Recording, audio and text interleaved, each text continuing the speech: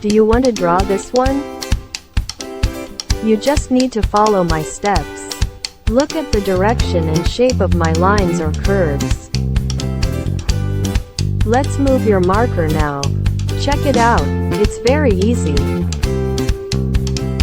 Just make lines like this. We don't need complicated theory. Let's draw together. Don't be afraid of being wrong.